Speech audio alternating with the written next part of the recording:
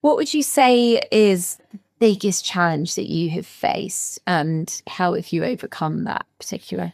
I would say the biggest challenge has been just really having that continuous belief that I can do the role, whatever role that I've had in the past. I've got through the interview. I'm more than adequate and more than capable that I can do it. I think it's that age-old scenario, or that term that is used a lot, is that imposter syndrome. So you get into the position, then you start questioning, yeah, but should I be here? Should I be in this role? Can I do it? And for me, to be honest, there's been times, it hasn't always been plain sailing. I've been micromanaged to the inch of my life. I've been overlooked for a promotion in the past. I had a 5-hour interview process for a role, consisted of interview, presentation, case study, psychometric testing. So imagine doing that and then get tired the following week, I didn't get the job.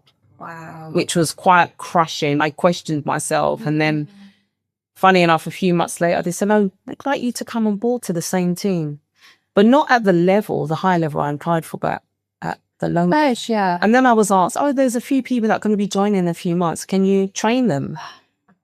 I asked, "Will I get a pay rise?" They said, "No." And to that I said, "No." And I'm sharing this because these are some of my experiences.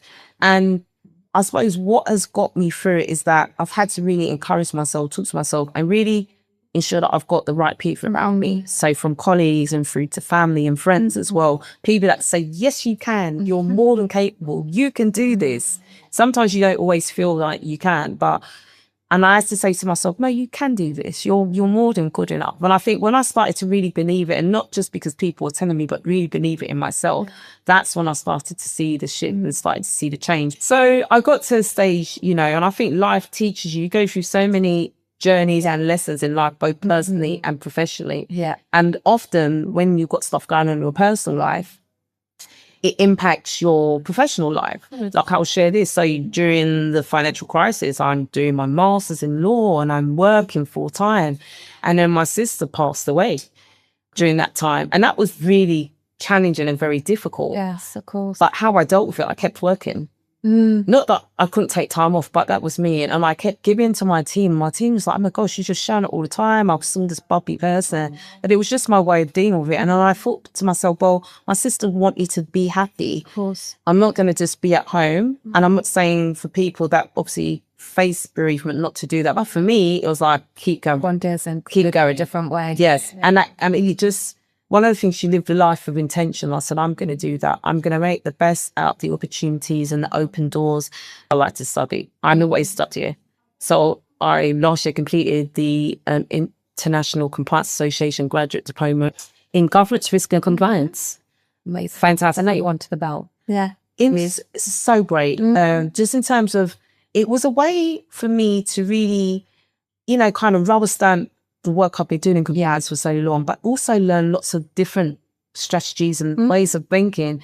And then also talking to other like-minded individuals to get their viewpoints. So, my cohort had people from Jersey, so understanding how the regulator regulates there, even further as far as maybe the US. So it was good to, is that how they regulate in the US versus the UK?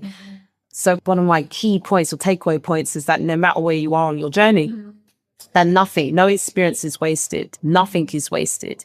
It's a story. I wouldn't say I have that imposter syndrome anymore. I'm like, yeah, I've earned the right to be in the room. Yeah. I've earned the right to be one of the UK directors. I've earned that right because I've definitely worked hard. Work, determination, resilience, they encompass all of those. I'm really enjoying what I'm doing in my role. I'm in at Mollie to make an impact, to really make sure that our customers are getting the best products and services, and really promoting the UK office, because I said we've been around for 21 years now, Mollie. Nice. Very well known in Europe, and now starting to be more known in the UK and amongst our various competitors. And so, yeah, it's a great time for me to be really building up the UK business and ensuring that everything they do is very compliant, because I will challenge. Yeah.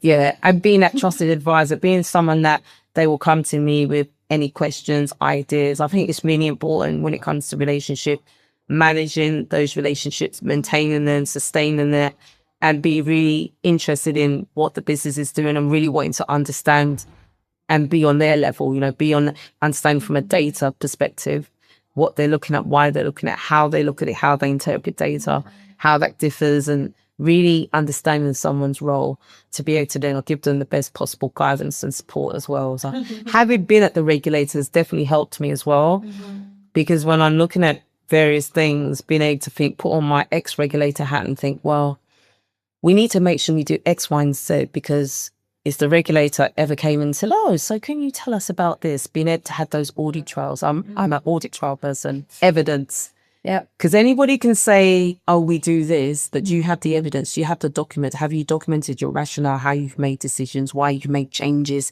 in your approach in terms of a framework that you've established or created, or risk environment? What does that look like? Why have you made those changes? What have you done? How have you tested it? How are you monitoring it? How are you tracking it?